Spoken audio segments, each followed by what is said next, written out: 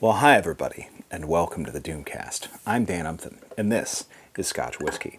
This week, I'm opening up another figure from the Krakoan wave of the X-Men, and boy, is it a doozy. Probably one of the most obscure figures of the wave, well, relatively speaking, but one that promises to have the best accessories. It is Karima Shandapar, the Omega Sentinel. So, this is a character that's appeared plenty of times prior to Dawn of X, but particularly played a pretty noteworthy role in the very beginning of House of X.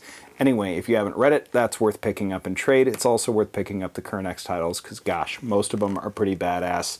I loved House of X and Powers of X and X of Swords. Hellfire Gala is probably going right now. Anyway, she's not going to be getting a costume change, but we're going to check out the costume that she's got here. That sounds creepy. Let's open her up. Also creepy. Already, the level of detail on this figure is pretty fantastic, but as with a lot of figures with the amount of electronic detail or machine detail on them like this, it could benefit from a line wash. I really wish Hasbro would do that. I know it's expensive to do all, because it definitely has to be done by hand. I don't know how you could get a machine to line wash stuff. Anyway, you can do it yourself, especially if you've already opened the figure, which I may or may not do, but just the same. This is probably the only de facto villain from the wave, unless you're counting Moira McTaggart, or not, or you can't really count Magneto anymore, can you? Just the same, this is pretty fantastic sculpt-wise. Comes with a couple of alternate accessories as well. Totally different head and a couple of different arms. Again, both of these accessories look pretty cold. I like it. I mean, we'll call this one the pulse cannon and this the particle beam. I don't know. But in either case, both of them could use a line wash, but the amount of detail on the figure to begin with is pretty fantastic. This is definitely one character that I didn't think you were ever going to get in plastic form, and yet we did. Here we go. How exciting, and yet we're still waiting on a speedball. Come on, Hasbro, come on. Yeah.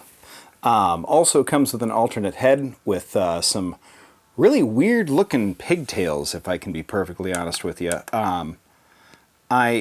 I can't say that I'm a huge fan of this look, but I really gotta hand it to whoever actually sculpted the dang thing, because the amount of detail on these pigtails is really tremendous, and it's a chunky piece of plastic too.